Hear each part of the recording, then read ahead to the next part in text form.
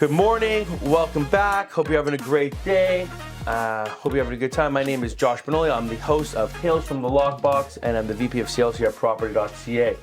Today we are joined with one of our top agents in the company, Mr. Franklin Evans. How you doing, Franklin? I'm doing well, thank you. Thank you so much for joining us, and I'm really excited to have you out today because you're pushing some big numbers, and I think I want to really dive into what's going on inside of you, what's going on in your brain, what's happening, what tools are you using to really share that knowledge with anyone who's listening to this, but also potentially work with you a little bit in real time right now to figure out maybe are there some systems that I might know that we can implement into your business that will allow you to even do better than you're already doing. For sure. With that being said, I got a question for you. Okay. How many real estate agents do you think there are in Ontario? 60,000. You ready for this? You ready? Everyone thinks 60,000. Oh, wow.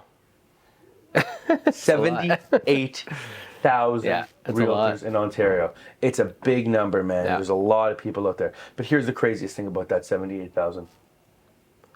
Out of 78,000 real estate agents, 30,000 of them did 0 deals in 2022. Yeah. So that means only 48,000 agents did more than 1 deal. Oh, wow. Did 1 or more deals. Crazy. So you have 30,000 people who are sitting there paying their fees every year and their insurance, doing nothing. Yeah. Now, let's dive a little deeper into those numbers here. Okay. 29,000 of those agents did between 1 to 5 deals. Oh, this is buy, sale, lease, everything. Yeah. This is everything. 1 to 5, eh? Wow. 1 to 5. And I'm putting this down for just not for you, Franklin, for everyone listening. We're coming up to the end of the year right now, or this is the end of the year, depending on wherever you are listening to it, doesn't matter. I want you to recognize that your success, you might feel like you haven't done enough, but I want you to recognize where you are on things. So 29,000 agents did 1 to 5 deals. Let's dive in even deeper. 3,000 agents out of 78,000 did between 11 to 20 deals. Okay? Let's keep going even deeper. 700 agents did between 21 to 30 deals. This includes leases. Okay? People might have bigger volumes. You might have an agent who did 30 deals, but one agent could have done 2 deals and made 10 times, triple the amount of money that the agent who did 30 deals. True. That's not, we're not talking about volume. We're just talking about transactions here. And I'm going to get into why I'm focusing on the number of transactions here. Here's the kicker, the top 1%. You ready? Okay. What do you think the number of deals the top 1% did? 30 to 40. 550 agents did 31 plus deals. That's the top 1% of agents. Wow. If you did more than 30 deals, or you've done them this year, you're in the top 1% of realtors in the form of transactions in Ontario. That's amazing. Ready for this one? Yeah. Holy smokes. Congratulations, it's 1%. Thank you. Not only did you do 1%, you're in the 1% of the 1% in terms of transactions. Wow. So that's kind of where I wanted to put our heads at. Let's set the groundwork there. Yeah. Before you walk in here, you've done 78 deals. Yeah, it's a lot. It's a fair bit. I know I'm quite busy all year round. I don't know. Do we know what I did last year? I could get that stat pretty quickly. If you need it, we can get it. Are you sure it's not just buy and sell? I'm 100% sure it's not buy and sell. That number is just transactions. I am not looking at buy and sells. It's total number of transactions. It was given to me from a source that was told that it's all transactions. So it's not number 1 top percent in form of dollar value. Dollar value. Yeah. We're not looking at dollar value. This has nothing to do with the top 1% in terms of GCI. You are not better than Adam Weiner. I promise you. I'm sorry. Unfortunately, you're not. But you have done a ton of transactions. Who's asking that question? Julian Kashani and Brendan Combs. Yep. Guys, that's the number of transactions. So Julian, Brendan, if you're looking at the number of transactions, that's where you fall into the number of transactions here. I'll go back to here for a second so you can see that. So what I wanted to say was, I guess kind of my strategy when I started was I wanted to, because I was new to the business, this is my 4th year, The strategy with it was to work with as many people as possible to try and convert those people to buyers eventually. You know what I mean? And that's why I try to keep. I have great systems in place that everything is actually pretty easy. Everyone's like, you must be doing so much work. Like, how do you do it all? And it's actually just keeping my systems in place, and it is actually very easy for me. Believe it or not. And I assume so. Yeah. Because you can't do that. You can't do that. So again, it's just that was the strategy to begin with, just to try and work with as many people as possible to get my name out there. And then it's working in terms of conversion, right? Like, people are converting every year. A lot of these people that I'm working with leases are buying properties off of me. Right. And those people are referring their friends to me. So it's kind of snowballs a bit in terms of that. You know what I mean? Real estate is a relationship built business. So how many years has that been now? This is my 4th year. 4th year. Yeah. So, I often, and you're saying 3-4 people a year are buying from you. So, it's a systems business, it's a nurture business, it's a long-term business. Let's dive into that a little bit. That's kind of like my first question there is like, you can't do that many deals in a year.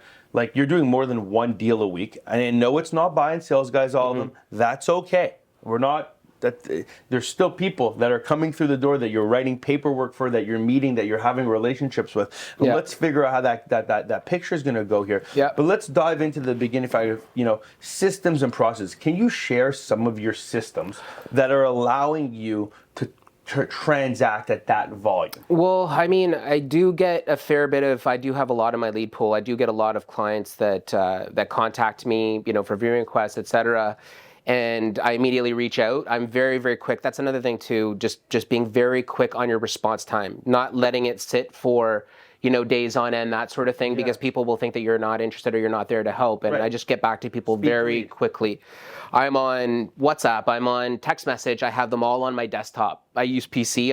Everything's right in front of me on my desktop when I'm working. Are you manual with those responses, or is that automated? I'm manual. Like, so the second inbound lead, whatever you want to call it, however it's coming into your world, viewing request, refer, whatever it is, your speed to lead is with a manual response. Call, like the initial call, no call, text and email as well. All right. And they usually, that lead that's interested will usually get back to me, that day or maybe the next day, and then I will follow up again if I don't hear back, maybe another call, maybe another text, that sort of thing. And I just keep fast forward being that persistent. Yeah, of course. You're on that. You're in that zone, and you're beating people into not beating, but you're in that way. You're in the zone of getting people to respond to you by continuously following up. That's right. And that's it. We talk about it all the time. You need to contact a lead at least 6 times. Until they tell you to. They're going to give you 1 or 2 fingers, guys. Exactly. I'm okay. Right? Jeff always says, I'm okay with either one. I don't care which finger it is. You're going to give me 1 and 2 of them.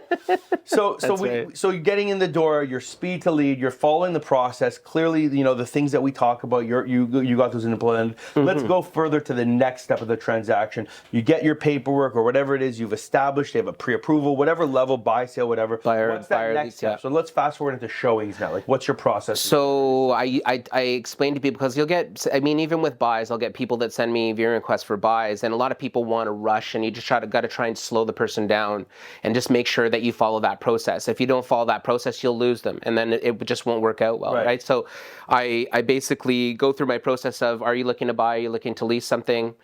What I normally like to do with my clients is, have a consultation with them, see what they're looking for, and then send them leads based on that. And I like to go out and see a few properties with you to make sure that to ensure that I know exactly what you're looking for, which will then help me to help you better in that process. Yeah. So when I do my showings, I try to do 3 to 5 at least when I'm going out, because I want them to get an idea of what's out there, and it gives me a better idea of what they're looking for. And I usually go out and do my showings, and even with my buys, I've had very good success with just going. I go at one time and then they'll buy. Yeah. Sometimes it's a couple of, because you're listening. If they're very specific in what they're looking for, sometimes it'll be a couple of rounds of showings and that sort of thing. But in the end, I usually do really well with it, and they close. You know what I mean? Incredible. That kind of thing. So you got your systems. You have your process that's in place of how you're doing your showings. Let's now go towards like paperwork. What kind of systems and processes you got? I'll be honest with you. I know people have said they use I forget the office. They'll do their paperwork. I can write up a deal in 5 minutes, literally, like not even thinking about it. I before even doing the deal, though, all it's communication with the agent. buy versus lease. I just try to get in really good with the agent. I think that's very important with whatever transaction you're doing, is to give them an idea of what your client is all about, what they're looking for, whether it's a buy or a lease, that kind of thing. Because I've won many, many bidding wars because of the communication with that agent, getting in good. They're like, I like you. This is, and they'll even give you more information than you're supposed to really be getting, like, obviously. But I've had great success with doing that. And one other thing I wanted to mention too, just in terms of, because we do get a lot of new immigrants to Canada as well, and a lot of people shy away from that because they're a little bit scared, like, oh, it's so tough and this and that. Well, I actually coach the client when I speak to them on the phone. I tell them exactly what they will probably need to do, set the expectation, because once you get to that point, you don't want them to be like, oh, well, I'm going to have to pay, I don't have a credit score or this or that. I give them all of the possible scenarios of what could happen when they're trying to get a property. You're setting them up for success before you even open the door. Right, and then they know what they're working with. They know exactly what they're working with, and then they have to choose. And most people, because I sound so knowledgeable when I'm working with them, will say, sure, no problem, like, I really want to work with this guy. And I usually get it done. I tell everyone, I'm like, if there's anyone that's going to make this happen, it's going to be me, because I have so many relationships with so many agents that I've done, I think in the almost 4 years that I've been here, I've done probably close to 400 transactions, maybe. Wow. So it's like, I have agents in the city that I've done, 7 or 8 deals with. They know you. They'll literally take my clients without even looking at paperwork. And that's commendable, man. I mean, like, that's part of it, right? And my real question now, hearing that, like, 400 plus deals, you've done 7 deals with somebody, you've done 78 deals this year. Yeah. That's a lot of volume. That's a lot of people. And real estate's a long-term game. Yeah. So, can you give us an update or give me some insight of, like, what are you doing? And maybe I can even help you with that in this conversation. Sure, yeah. Mm-hmm. What are you doing to nurture those clients once they've become a client of yours? Not through the lead process. Once you've done and written a transaction with them, what are you doing to ensure that a year later, 2 years later, 3 years later, when they're making that next transaction, when they're making that next purchase, when they're selling, when their friends are selling, they got Franklin Evans on their mind? Like, what's happening? So I'm going to be completely honest with you in terms of my follow-ups. Usually once during the year, I'll follow up with a client just to see how they're doing, especially with the leases, because I do a lot more leases than I do sales.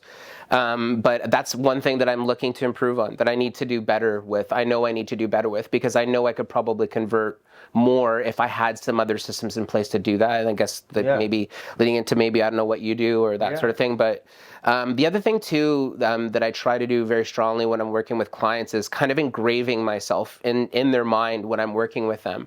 I try to help as many demographics as I can. I don't prejudge when I'm working with people. You could be leasing a $1,500 place to someone, basement apartment, and they could come back and buy a house off of you the next year. So I try not to do that. And I also try to, just be very professional with them when I'm working with them. And like I said, it can be difficult working with different demographics. Some people can't work with certain demographics themselves. They get kind of scared, whereas I don't shy away from that. And I really try to work with everyone that I can and try to build that way. And I feel a lot of the people that I work with call me and they refer to me. They'll refer their friends to me as well, because they enjoy the experience. And I think it's a lot about that as well, just the experience that they get while trying to find a property. And that's probably why you've done so well, right? That's a stand-up point. But there's probably more even meat there. And I think one of the couple things I'll jump into that you've talked about here is one, I think a lot of your processes that have made you really successful are manual processes. They're things that you physically done, speed, which is incredible. But I think there's a lot of technology and operational processes that are not manual ones that can be implemented into your business, like a long-term nurture drip campaign that can created, like calendar reminders that get set up for your clients' birthdays, calendar reminders that get set up for 6 months towards the closing that automatically come into your pipeline. And then we're going to talk about prospecting in a minute, but that come up into that system so that when you're sitting at your desk, you don't got to think about it anymore, right? And that's really the long-term nurture play. Like even last week, I got a calendar reminder that it was one of my clients' birthdays that I sold a house for like $3.5 million last year. Calendar reminder. Went to the LCBO, picked up a bottle of Camus in a nice wooden box, dropped that at her house. Without even saying anything, I knew it was there. It automatically happened. 3 days later, she called me. She goes, "My cousin just moved to Toronto. She wants to buy a condo." Yeah. And that was 2 or 3 years ago that I did that transaction. And my point is that as much as you're good with the manual process of getting ingrained, there's always that next step. And I'm going to give you an example. Have you leased a car before? I'm sure. I used to work in leasing cars. So when somebody buys a car, you're their best friend. They're your best friend, the salesman, right? You remember them that day of. A year and a half, 2 years later, how well do you are you thinking about that salesperson all the time? Exactly. That car? Yeah. No. Yeah. But their service department. What kind of car did you? I have an Acura. Okay. Yeah. So the Acura service department, they're calling you every 3-4 months. Yeah. Religiously. Yeah. They've right? got their drip campaign happen. Text messages. The next salesperson knows exactly when your lease is finished to follow up with you to make sure that you're coming in to get another Acura. Yeah. And they're offering you promos 2 years before that to make sure that, hey, even if you're not thinking about your new car coming up yet, I want to get you out of this one and get you into new one. Exactly. So they've created, in the automobile industry, something that Jeff and I refer to a lot about, is because that automotive industry has it dialed in. Yeah. They're not necessarily making their money off of that first lease that they're leasing you into that car. They're making money off the service department. They're making money off your... Service is where they make all their money. And their system is like clockwork. They know exactly when your car is due, when your maintenance are, when the light in your car is going to show up, everything. Now, relate that to real estate. Yeah. We have that same ability to apply that same knowledge here. We know when you bought your property, or you moved into your property. And at least we know when your lease is coming to an end. Yep. We also know when your anniversary of whether you bought or sale is coming up. So that's another time. We know when your birthday is and your spouse's birthday potentially is, because we have your IDs to follow up. So we know all that information. We know what building you're living in. So we can let you know when transactions in that building or that street is I do that for all of my clients that have, especially that have bought, and follow up with numbers, let them know how things are going with their property and their value and stuff like that. We have your email. So we can put you on our newsletter that we're sending out once a month, once a quarter. We know what your name is in your social media. We became friends with you, so we can add you to our personal network. Just there alone, there's like 7 or 8 touch points that you can create within a year on a regular basis with somebody that really solidifies, hey, I'm Franklin Evans and I've put in that effort into making you my client, working with you, to making you remember me. And yeah, you're going to. When you do think of real estate or your house, you're going to remember Franklin. But I want to make sure that all the time, you're not just thinking about me when you need to think about me. You're thinking about me even when you don't even know you need to be thinking about me. I'm popping up. Yeah. So that when I go to work today and I hear somebody in the background talking about real estate, because you're bringing it to my subconscious mind and bringing it front and center, that real estate and Franklin Evans, automatically now I hear that by the coffee machine, someone's talking about buying a condo right now. You got to call Franklin. He's the guy. Yeah. And how do we keep bringing that up? And really, and Brendan's on this call. He's really good at it. It's systems and processes. Engraving, and using for technology. Sure. Because I can tell you right now, you've done, and like Julian and Brendan said there, are you sure that's included in that number? I am, like the amount of transactions at 1%. But how do we actually take those 78 deals or those 400 deals you've done and take you from being in the 1% of transactions to putting you with that amount of client base, 400 people who have done business with you? Yeah. People don't even do that in their lifetime of real estate. You've done that in 4 years. But how do we take that over the next 4 years and turn you into the 1% of producers in dollar value? Yeah. And that's the trick here. That's the golden sauce that we got to talk about. And how do we get into that? And it's possible. Yeah. And technology is making it more powerful. A company like ours at Property.ca is making it more available Of course. We're definitely like improving our CRM every day, trying to bring out new features that and help will help with all money. that. Yeah.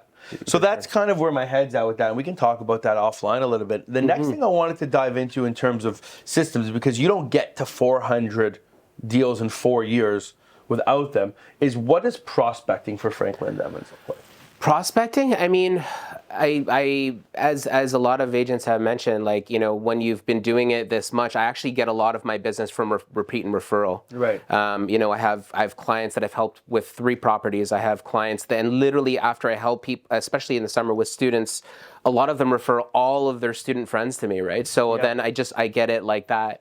I mean, a lot of it is coming from the CRM, the people that I work with, and you know, for me, I try to do like daily prospecting and phone calls with the new leads that I pick. I also go into my opportunities section and go through that to see if there's anyone. A lot of the people that are in opportunities are people that I'm working with currently, but sometimes you'll see one here and there that are looking at properties, and I just try to reach out as much as I can. On a daily basis, I try to allocate like an hour to 2 hours at least of just prospecting. I've been trying two different times in the mornings, and I'm trying in the evenings now because I'm not getting too much. People aren't just getting back to me in the morning time. So I've been trying to do the evening times, like 5 o'clock, 6 o'clock. It's really hard to coordinate with showings and things like that sort of thing. But you have your golden hours. You're like, whether they're in the morning, the afternoon, you're kind of protecting those golden hours between. Well, you just have to allocate those times and make sure that you stick to it every day. And then once you continue to do it over and over and over again, you will see the results. People get back to you. But yeah, I mean, I get like I said, I get a lot of repeat and referral. A lot of my clients, like as you're mentioning, like, you know, someone's in the kitchen talking about a condo sale. I have clients that call me up and they're like, yeah, my friend's looking for a condo. You know, can you help them? So I get a lot of that as well. You know, out of the 78 deals, I'd probably say at least 20 of them were referrals from people that I'd worked with already. Absolutely, that's incredible. Yeah. That's incredible. So I think we've covered like a lot of different things here, from your processes, from attaining a client, your showings, your deal process, nurturing. We talked about a bunch of things here. You know, what would you say is like, you know, your secret weapon? What would you say that's like your where do you pull that card out? What is that? I feel like I can get on with as I was mentioned before, like different cultures, different backgrounds. I get on really well. It doesn't matter who it is that I'm working with. I just know how to get on that level. I've been in sales for many years, even before real estate, and you know, we were always taught to you know, just to be able to get down to a certain person's level. I've worked with CEOs making $6 million a year. I've worked with people that are, you know, Uber drivers and that sort of thing, and you know, just treating everyone with respect the right way. And, you know, also showing your professionalism, like, you know, showing them that you know what to do to get the job done. And I feel like that is, you know, I feel like maybe some agents or some people shy away from certain things, whereas I take it head on. I'm open to everything, you know, I'm all different areas and all different backgrounds. And I feel that you know, some people like, wow, this guy like was able to do that for me, and you know, then they start referring their friends to me and stuff like that. So I feel like it just kind of snowballs, you know, that sort of thing. And you know, where would you look at like some areas in your business? You've mentioned a few like throughout this conversation so far, like, and it's a big thing I find as being like a high-level real estate agent, is where do you find that you're adding value to people's lives throughout your processes and your system and your transactions? Like, where do you really bring that forward? Well, I mean, my communication with the agents when they're on the other side, that sort of thing, I feel like I can really help with getting the job done. I think a lot of people people will approach a transaction blindly and go in and be like, okay, I'm just bringing this person. Whereas I've already talked to the agent. I know that this agent or his client are going to accept my client. Or, you know, if I'm working on a buy, when I start talking to them, I know that aspect, just being able to communicate to the listing agents, or you know, if I'm on the other side, et cetera, just really good communication. I feel like that is what makes people come back again and again, and it makes people want to refer to me because I'm able to get the job done for them. It's a very smooth, like if you saw my transactions and how they work, they're very smooth. Everything from beginning to end. What I've been doing a lot, especially with the leases, is I've been doing a lot of there's basically soft approvals, and I do soft approvals with a lot, even qualified people. I'll actually talk to all of the agents of the properties that they're interested in, make sure that Every we're single one? sometimes, yeah. I have when we talk about systems, I have a lot of templates that I use for my business, Right. and I have I have so from the process from beginning to end, where it's the documents all the way to their move-in instructions, clicks. and I have people living in almost every building in downtown Toronto now, which is pretty crazy to think about. Some people, like I have 10 people living in the same building, so I have everything. Yeah, I basically do clicks with that. Once we've done our showings, the deal is approved. I have a system that works from beginning to end, and I don't really have to do much at the end of the day. You know what I mean? Wow. But yeah, it's been pretty crazy. It's been pretty slow in the last little bit, surprisingly. Like I thought it was going to be busy. Most years it's busy all the way up until December, but now it's really slowed down a bit in the market. And I think that's a key indicator. Something I can tell you is that, now is the time To be work on the business. Yeah. This is the time where you take everything that you've done now and identify what you're going to do differently moving forward on top of the great success you've had. How are you going to leverage that? Yeah. I'm using a lot of the keywords we use around here. Leveraging all these 400 transactions you've done. Like, how can you go right now and leverage the fact that you have 10 people living in the same building?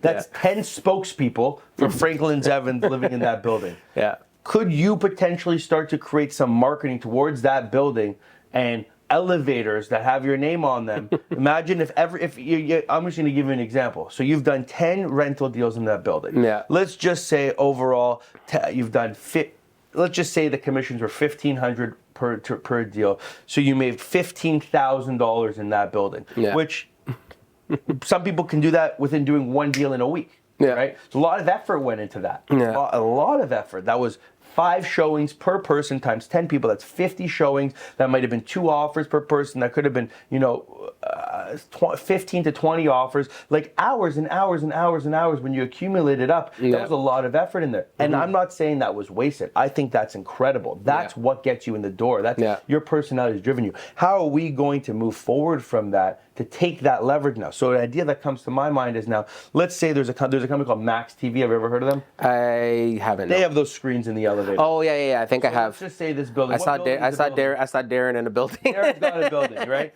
And we'll use that as an example. What's this building that you're referring to that you got 10 people living in? That's 403 Church, Max. 403 Max Church. condo. I bet you that building might have screens in the elevator. Stanley, that's the name of the building. So it's the Stanley. So let's use that as an example. Now let's say we put Franklin Evans' face on that building in the elevator that just has, here's the current values of the building. Every month updated, because you can update with these guys in real time. And you got that stats from us on condos.ca, you can put them up there. But your face is on there. Now your face is now popping up in that elevator. And not every single person in the building is going to know who you are. But there's going to be a time at 5 o'clock in the afternoon where 1 or 2 of those people are in that elevator and they're looking at your screen and they're like, they're talking, oh, that's Franklin, that's my agent who moved me in here. And the other person in the elevator hears it again. Yeah. Over time, you're going to start to have that process happening again and again and again and again. Now, let's say maybe you send a few postcards once a year to that building. Yeah. 2-3 times a year with the updates of the building again and again. So now that person in the elevator who's never heard of Franklin Evans before now is like, oh, I've heard that guy's name before. Now all of a sudden the guy gets a flyer in his mail coming to him once a month that says, or once every couple months that has Franklin Evans. Now he's heard you the second time. Now he might even see you in the building the third time. You're the guy. So now what I'm saying to you is you're going to use that leverage of those 10 people that are your spokespeople to embed the seeds in the other, let's call it, 100 people who live in that building. So that when you're in that building moving forward, people start to get to know you. You're becoming that expert in that building. You're adding value to that building and you're owning that building. And that's where we got to start getting everyone's mindset. All agents need to recognize that. I think that the marketing aspect for me is the toughest part. I mean, I when I came in, I don't know if you remember this or know this, but I came in during pandemic, right? And right when pandemic hit. So a lot of the stuff that I've been doing has been self-taught. You know what I mean? Like, it's just obviously using the skills that I've had from years of sales really helped with that. But all the systems that I have in place, most of them I kind of created myself, and I've just been kind of doing over and over again. So there's certain areas that I definitely need help with, and I'd like to figure out. Marketing definitely is one of them. And that's where our head's at, right? That's where we're working towards, and that's what we're going to do moving forward into the new year, is that identifying where that opportunity comes. I'm going to give you guys another example. One of the things I've been doing recently is I'm using keywords in Treb when I'm searching. Yeah. So, one of my clients, for example, wants to buy builder lots. So I'll use broker remarks and I'll search builder lots. Same thing for students. Let's just say you're dealing with a student. I don't know if you've heard me say this before. Yeah. Mm-hmm. I will literally put in broker remarks students welcome as words contained in the listing. And I will only get a list of buildings that have students welcome. Okay. Have you ever done that before? I have not done that before. Okay, well, I'm going to save you a lot of time right now because you're running around. I'm learning. Well, that's why you're here, man. Yeah. That's what we're doing here. Yeah. So you're running around trying to find these students places. One of the systems that I have in place is before I send them a listing, I will literally go into Treb. I will go add fields at the bottom when you're in the search criteria. Add remarks, and I will add contains word, students welcome. Yeah. You will be surprised that 150 listings will pop up that say students welcome in them. Wow. Do you think I'm going to show a student, I'm going to spend a minute showing them anything other than what's on that list? I know. There's your little takeaway for joining us today, but I'm going to give you a better one now. So now I'm starting to think about how can you as an agent start to add value to people's life? Because that's what it's really about. I find in my life, to get to the 1% and get to the top there, what do you got to do? You got to add value all the time. Anyone can pick any agent that's out there. But when you start adding value, like I did a deal last week where I'm going to tell you right now, the commission was big. Like close to 100 grand. Yeah. But it was because I added value to people's lives. I put a complicated deal together, off market, adding these two ends together. But it's because you added value. So here's another idea of adding value. So I'm using that same concept for one of my clients. He's a builder. He's looking for building lots. He's getting alerts that only contain the word in them. Builders lots. There's another alert set that might cover more stuff that I'm looking at, but I'm only sending him ones that say builders lots on them. Yeah. Here's another example. I did that same search yesterday for the word power seller contains power of sale. Power of sale. Do you know how many power of sale sales there are right now? How many? There's about right now in the city of Toronto, I think like 80. 80 or 90 power of sales transactions within like the downtown core right now. So now think about this. If I start running ads, and I'm giving free tips here today, you now go run ads on a video-based ad on Instagram that says, are you looking for distressed sales in the Toronto real estate market? Sign up for my mailing list today. And I will send you an email with all the distressed power of sales. I have an exclusive list of power of sales properties. Sign up to my mailing list. I've seen that. I've seen a bunch of guys doing that. Yeah, I've on Facebook. Well, guess how? It's not that hard to get that list of power of sales, especially in the market we're in right now. So now imagine you're running that ad. You're pulling in these people, and you're sending them something that no one else is thinking about sending them. Yeah. Smart. Secret sauce, baby. Adding value. Yeah. Okay, last couple questions for you here, Franklin. Sure. You know, you're doing 78 deals or 400 deals in 4 years. That's hard. Yeah. Like, that is hard shit. It's not easy. It takes a lot of mind power. It takes a lot of will. It takes a lot of frustration. What's your secret? Like, what do you do to stay motivated? What kind of mindset? First, I have systems, like systems even for my daily. Yeah, so mine's physical. So what I do is I'm up very early every day. I'm up at like 5:36 every day. First thing I do is I have a green tea as soon as I wake up. Okay, like it. Then I work out right after that. Home or at the gym? So I actually do home. I do a home workout, and so I live in a condo. So I do stairs in my building. That's the first thing I do. What floor are you on? So I'm on the 16th floor. Okay. So I just go up and down, and I do a number of rounds of that, and then I come in. All the way down, all the way up? Not all the way down, all the way up. I do fives, five at a time. And then once I've got my cardio and that going on, I get in my house, and then I do a little mini workout in the house. I have weights that are there, and I try to do that. That's the first thing I do, and then I have my breakfast. So you're already winning before most people. You got to get those endorphins going, man. It's as simple as that. You got to be pumped for the day. Yeah. If you're waking up all tired, you have to do something physical. So I try to do that. And then right after that, I have my breakfast. I have very healthy, and eating healthy too is important as well for your day. Totally. If you wake up and you have greasy stuff and that sort of thing, that's just gonna bog you down. You want to be light, and then I watch. So I subscribe to YouTube Premium. Okay. It's the best thing. It is. If you haven't had it or you don't have it, you need it. You need YouTube Premium. Cancel 2 other subscriptions to pay for YouTube Premium. It's only like $14 a month or something. Game changer. It is a game changer. So and then I got my real estate podcast on there. So I eat my breakfast and Hold on. Let's just get this right. You've never listened to the 16 episodes of the podcast that you're on right now, yet you listen to real estate podcasts in the morning. I listen to I'm actually offended, and I think you should leave now. Like, honestly. Keep going. Your podcast. Yeah. So yeah, just I have real estate podcasts. I don't have just real estate podcasts. I have podcasts for everything. Mindset, growth, whatever. And funny thing is, actually, just getting back to what you were saying about not watching the podcast, I actually didn't know that this was I thought it was just the morning meeting. I didn't know that this was an actual podcast. We'll be watching from now. Yeah, we'll be watching from now on. But yeah, it's just getting yourself into the real estate mindset. You can just put on. There's a number of different podcasts out there that you can watch. I'm watching one for social media, and one guy that specializes in social media, and just trying to learn new things. You know what I mean? Yeah. And right after that, it's to the email, to the calls right after that. I love that. You know, around, I say around 9, 10 a.m. is when I'm doing my emails first, just getting my people organized, and then telephone calls after that. Amazing. Yeah. So you got that morning system, and I think that's the most empowerful. Like, you got to start off winning the day. Yeah. You know, I was one of the reels I recently heard was like, you have two options in the morning. Your alarm goes off. You get up and you win. Yeah. Right away. If you get out of bed, that's your first win. Yeah. Or you can start losing right away and hit the snooze and hit the snooze and hit the snooze and start stacking losses. You want to start stacking I don't like to wins lose time right away, or start stacking losses? I don't like to lose time in the day. I feel like if I wake up late, I never wake up late. I wake up early almost every day. But I like to get the day started right and off to the right, you know, just getting on the right foot, that kind of thing. Yeah. And one of the things too I was going to mention, because I know Sean Miller mentioned this before too. In the summertime I play tennis too. Yeah. Or no, I think it was either was mentioning it. It might be Jeff. Jeff was talking about tennis. So yeah, just tennis in the summer. So that's what we'll do. We'll go out in the morning, play a few rounds for a couple hours, and just get pumped, and then get back and then get working. You know. Unbelievable stuff, Franklin. And it makes sense why you're doing so well, and I really look forward to working with you and helping you grow and really optimizing all this effort and all the stuff that you're doing. All I hear is potential for topness. So I appreciate it, man. That's the top. Watch out, because Franklin's coming. Other thing too is just like the brokerage itself has helped me tremendously. You know, throughout.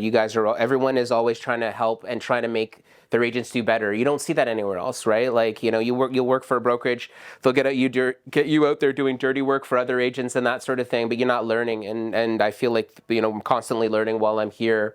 We have all these info sessions and stuff like that in the office, and now this podcast as well. I feel like the company is always building on itself, which is important to me. Well, we're just getting started. Yeah. Last question. Okay. What's your tale from the Lockbox? 400 deals in 4 years. I want to know. What do you mean tale from the I need to know, man. I need to know. Don't worry, we're not going to cut it into a reel for Instagram. I just need to know, for the people who actually listen to the podcast and get through 40 minutes of us talking right now. Like, what is it, dude? What was the story that happened that you were on a showing one time and happened? Like, it stands out in your mind as like, you got in your car. I can tell one that was interesting. I did a showing. For a property. Was booked well in advance, couple days in advance, and showed up to the property with the client. I can't remember which building it was. It was in the West End. And I knock on the door, and we're standing there waiting, and I can hear someone kind of roughly inside. I'm like knocking on the door. I'm like, hey, what's going on? I just wanted to see what's happening. We have a showing booked. And the person inside started screaming at us, and I mean violently screaming. She's like, no, there's no showing booked. There's not. And I'm so sorry. I'm talking to my client. I'm like, I'm so sorry. Just give me 1 second. Called the listing agent. Listing agent reached out to the client. He's like, listen, I'm sorry. You're gonna have to come back. So we ended up coming back, and then the person had left. But it was interesting because she was literally screaming at both of us. Crazy. I've never seen that before in the 400 deals that I've done. But hey, listen, there's crazy people out there. There's not a shortage of crazy people. Well, this is also during pandemic, so it could have been that she had to leave, maybe had to leave or something like that, for whatever reason. But well, Franklin, this was really, really great. I had a great time. I did as well. Thank you for coming out. Thank you for Thanks those for of you having who me. are listening. A lot of value added here. I hope people can learn. I'm out there if anyone has any questions too about how I do my stuff. Incredible. I've learned from a lot of people in this brokerage. I did a bunch of sessions with Mark Ronne. I drove out to the Mississauga office to learn from him, and I'm here to share the wealth. I'd like to see other people do successful as well, and yeah. Amazing, dude. Well, and also, guys, for those of you who are listening who are looking for that weekly real estate stats, we're going to be posting it in the Facebook group this afternoon, the week over week stats, so you can see what's been going on in the market, in the condos and the freehold market. Other than that, Franklin, thank you for coming. This is Tales from the Lockbox. I'm your host, Josh Benoliel. Have a great week. Stay hungry, stay motivated, get after it.